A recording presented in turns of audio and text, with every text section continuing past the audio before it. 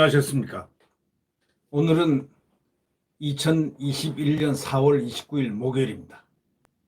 이 김순덕 칼럼이 김순덕 대기자죠. 이 대기자가 오늘 아주 신랄한 비판을 했습니다. 이 정권에 대해서. 아니, 문재인 대통령을 향해서 엄청난 충고를 한 것 같습니다. 중국 앞에서만 서면은 문은 왜 작아집니까? 이런 제목의 그 칼럼인데요. 이 내용성이 상당히 깊은 내용이 있습니다. 지금 오늘날의 한국과 미국과 중국을 잘 보여주는 한국의 문재인 대통령의 그 모습을 그려놨습니다.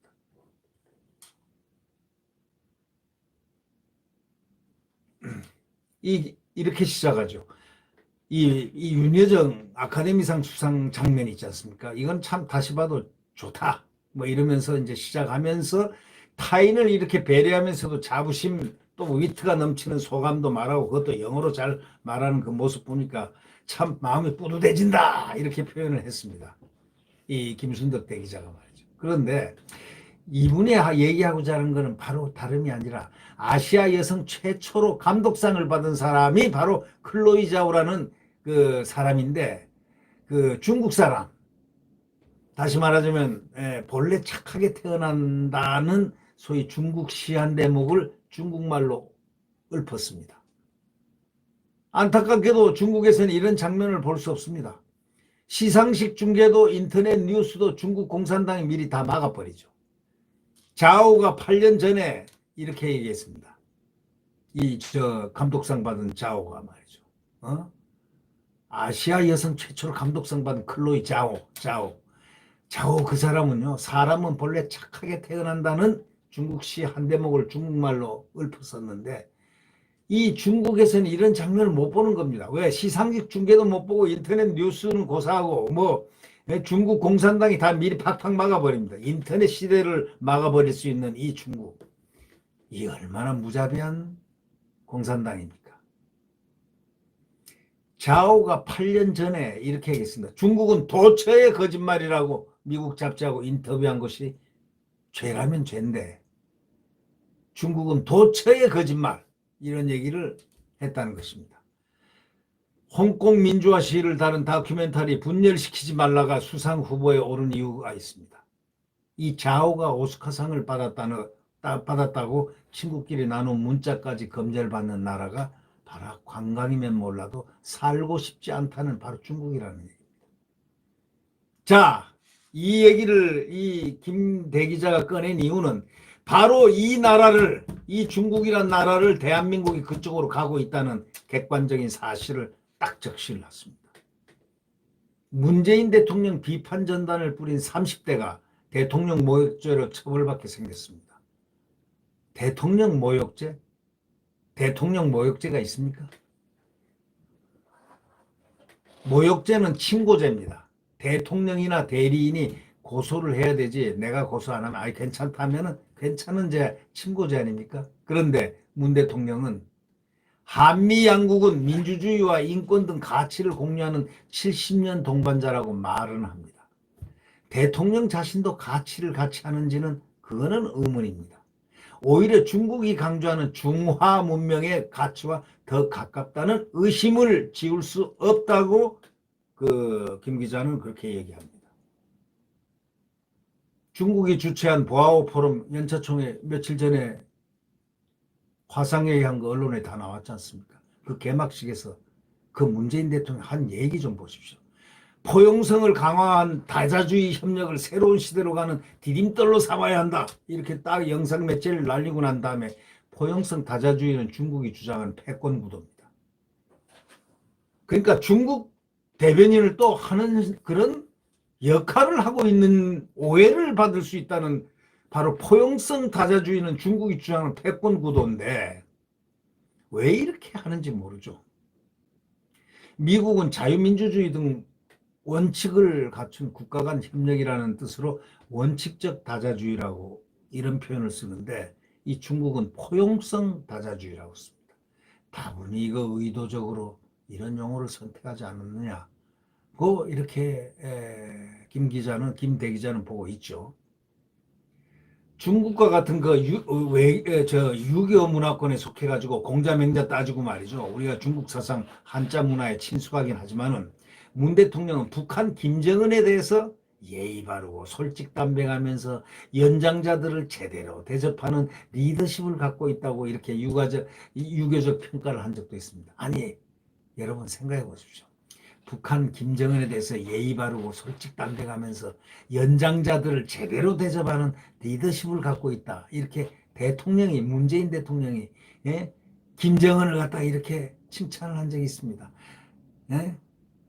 또 대통령이 가장 존경하는 사상가라는 사람이 통역당 간첩단 사건 있죠. 통역당 사건의 신영복, 그것도 중국 고전을 강의를 했습니다. 그런데요, 연장자들을 제대로 대접하는 리더십을 갖추고 있다면서 왜 그들로부터 삶은 소대가리가 앙천대소한다, 이런 소리까지 하는 사람을, 연장자들을 제대로 대접하는 리더십을 가지고 있다고 할 수 있겠습니까? 그러니까 결국 또 예의 바르고 솔직담백한 겁니까? 폭파시켜버리고, 남북 연락사무소 폭파시켜버리고, 예. 또 온갖 욕을 많이 해댔지 않습니까? 그런데 이들이 예의 바릅니까? 김정은이가 예의가 바르고 솔직담백합니까? 연장자 제대로 대접하는 리더십 갖고 있습니까? 아니죠. 이 국민 누구라도 아니라고 할 겁니다. 아니, 누구를 향해서 삶은 소대가리도 앙천대소한다. 삶은 소대가리가 깔깔깔 웃고 난리치고 비웃는다, 이런 뜻 아닙니까? 앙천대소한다. 그냥 이렇게까지 모욕하고 하는데도 그런 얘기를 해야 된다면 문재인 대통령은 김정은 평가에서 거짓말을 했다는 거 아닙니까? 그죠? 근데 왜 그럼 그렇게 거짓말까지 하면서 그를 그렇게 높여줘야 되고 그를 이해를 해줘야 됩니까? 그것도 문재인 대통령만이 아는 이야기겠죠. 시진핑 국가주석은 유교 사상 핵심 가치를 조화, 소위 하모니로 들고 있죠. 무슨 조화인지는 모르지만 조화라고 합니다. 이거를 포함해서 중화문명의 오늘날 인류가 당면하고 있는 난제를 해결할 중요한 계시가 담겨 있다고 이렇게 보편가치로 세계에 전파하려 합니다. 시장경제가 아닌 국가가 시장에 강요하는 바로 경제, 개인의 자유와 권리가 아닌 공동이익을 추구하는 민주주의, 가짜 민주주의죠. 그러니까 자유민주주의가 아니죠. 인민민주주의, 저희들이 만든 그 이름의 민주주의. 당이 영도하는 법치 같은 중국 모델을 문정부가 앞장서서 따라가는 지금 형국을 보이고 있습니다. 이거를 갖다가 눈치를 차린 사람들이 많습니다. 심지어는 동맹도 갈아탈 기세라는 겁니다. 한미 정상회담을 앞두고 조 바이든 미 대통령에게 전임 도널드 트럼프가 변죽만 올린 미 북미 회담을 이어받으라 종용한 말도 안 되는 뉴욕타임스 인터뷰, 외교의 기본을 의심케 한다고 지금 지적하고 있습니다. 2달 전 통화에서는 뭐라고 한 줄 아십니까? 포괄적 대북 전략을 함께 만들겠다 해놓고 과거의 레퍼토리를 계속 반복하는 꼴입니다. 그러니까 말이 수시로 필요에 따라서 바뀌는 겁니다. 전임 대통령이 성사시킨 한일 위안부 피해자 합의를 뒤집어가지고 한일 관계를 파탄낸 사람이 누구냐? 그건 대통령이 아닙니까? 대통령이 그런 말을 또 할 수는 없겠죠. 이렇게 대북 전략을 함께 만들겠다. 전임 대통령이 성사시킨 한일 위안부 피해자 합의를 뒤집어 버렸지 않습니까? 누가요? 문재인 대통령. 한미동맹의 탄생 비화를 쓴 남시우 화정평화재단 이사장은 이렇게 얘기합니다. 대통령이 주장하는 종전선언을 통해 가지고 북한은 미군을 철수시키려야 한다, 이렇게 말하면서 문 대통령이 바보가 아닌 이상 그런 전개를 모를 리가 없죠. 이렇게 얘기합니다. 아예 임기 안에 한미동맹을 파탄내가지고 미군을 철수시켜서 마지막 안간 힘을 쓰는 게 아닌지 더러 겁이 난다, 이렇게 얘기를 했습니다. 근데 문재인 대통령은 그런 것이 다 뜻대로 될 걸로 지금 생각하는 것 같습니다. 그러나 국제 질서와 대한민국 국민은 그것을 허용하지 않습니다. 피를 흘리더라도 허용하지 않는다는 사실을 잘 알아야 될 것입니다. 우리나라가 일본 식민지로 전락한 데는 1907년에 일본, 영국, 프랑스, 러시아 4국 협조 체제를 탄생시킨 외교혁명 영향이 컸다는 지적이 있습니다. 전 지구적 세력 판도가 급변하면서 러시아가 일본의 한국 보호국화를 지지하게 했음에도 불구하고 불안한 한국은 국제사정에 어두워서 망국의 비극을 맞았습니다.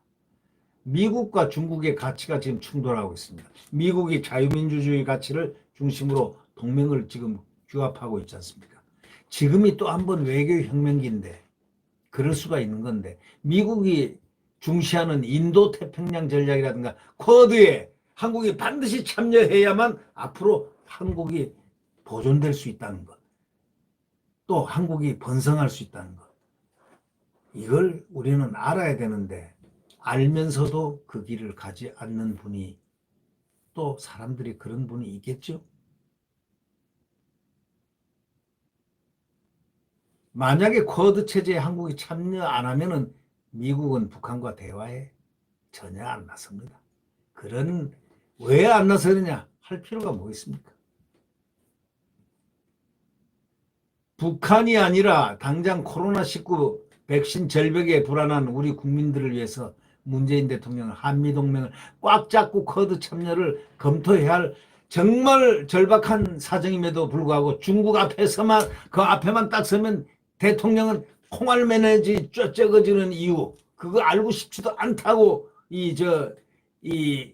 김순덕 대기자는 그렇게 아주 화가 나서 말 한마디를 뒤에 뱉습니다. 그냥. 11월까지 집단 면역된다는 정부 발표 참 믿기 어렵다 이렇게 얘기합니다.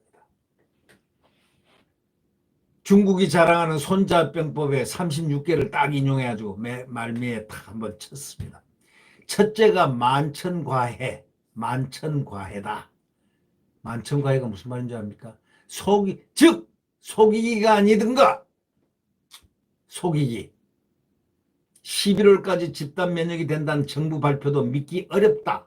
중국이 자랑하는 손자병법 36개 중에 첫째가 만천과해 아닌가. 즉 속이기 아니던가. 그러니까 지금 속이고 있지 않느냐라는 얘기가 숨어 있는 겁니다. 지금 11월까지 집단 면역이 된다는 정부 발표 지금 속이고 있는 거 아니냐라는 강한 의심을 지금 표현하고 있는 이 김순덕 기자의 이 말. 우리는 어떻게 받아들여야 되겠습니까? 이 김순덕 기자의 이 말하는 그 내용성은 상당히 깊습니다. 김순덕 대기자의 그 내용성은 국민들로부터 상당히 그 호응을 많이 받는 그런 내용성을 항상 언론에 지킵니다. 자, 꼭 이래야 되겠습니까? 중국이 자랑하는 손자병법 36개 있죠. 그 중에서 첫째가 만천과해, 만천과해, 속이기 아니던가. 그러니까 속이려고 지금 그러는 거 아닌가? 에? 첫째가 속이기 아니냐? 속이지 좀 마라. 에? 속이지 좀 마라. 국민들 다 알고 있다. 이런 뜻입니다. 네. 네. 구독 버튼과 엄지를 눌러주시면 감사하겠습니다. 자, 내일 대한민국 자유민주주의와 시장경제가 활성되는 또 한미동맹으로서 국가안보가 튼튼해지는 그리고 생산 또 대한민국 국민들이 성장 이 속에서 환호하는 내일이 반드시 내일의 태양이 떠오를 것입니다. 네. 야권 단일화 대선 얼마 안 남았습니다. 단일화하지 않는 정치인이 있다면 그는 야권 그런 정치인이 있다면 그거는 역적입니다. 네. 여러분 오늘 하루도 즐겁게 보내시기를 바랍니다. 안녕히 계십시오.